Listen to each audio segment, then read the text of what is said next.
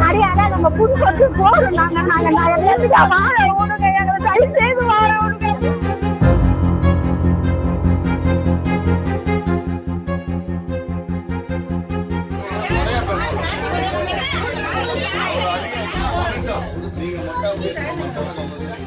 செங்கல்பட்டு மாவட்டம் சித்தாமூர் அடுத்த பழவூர் கிராமத்தில் மதுக்கடையை அகற்றுவதாக அளித்த வாக்குறுதியை நிறைவேற்ற தவறிய அதிகாரிகளை கண்டித்து மகளிர் போராட்டத்தில் ஈடுபட்டனர். அந்த ஊரில் குடியிருப்புகளுக்கு நடுவே உள்ள மதுக்கடையால் பாதிப்பு ஏற்படுவதாக புகார் கூறி 2 மாதங்களுக்கு முன்னர் மகளிர் போராட்டத்தில் ஈடுபட்டனர். அப்போது 2 மாதங்களில் மதுக்கடை அகற்றப்படும் என அதிகாரிகள் வாக்குறுதி அளித்ததாகவும், ஆனால் இதுவரை அது நிறைவேற்றப்படவில்லை என்றும் போராட்டத்தில் ஈடுபட்டவர்கள் குற்றஞ்சாட்டினர்.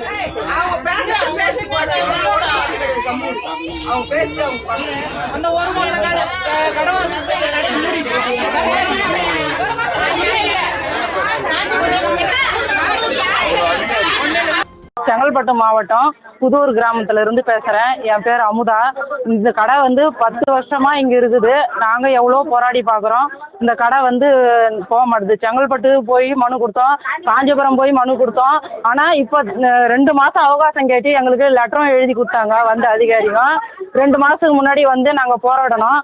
எங்களுக்கு 2 மாதம் 60 நாள் டைம் கேட்டு எழுதி கொடுத்துட்டு போனாங்க. இன்னி வரைக்கும் இந்த கடை ஒழியல.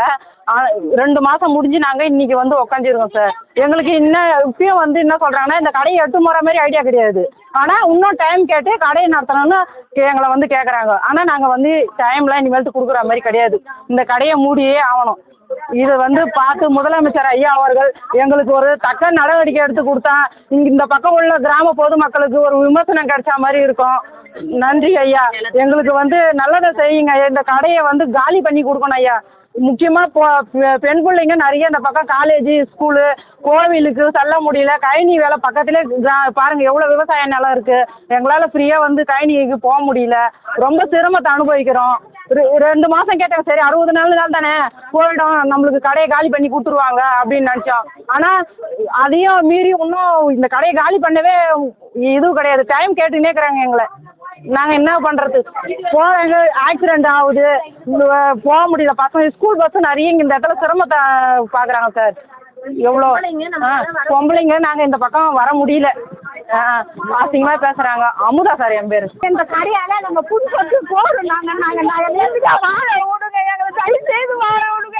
எங்களால் முடியல, சித்திரவாங்க தாங்க முடியல. நாங்கள்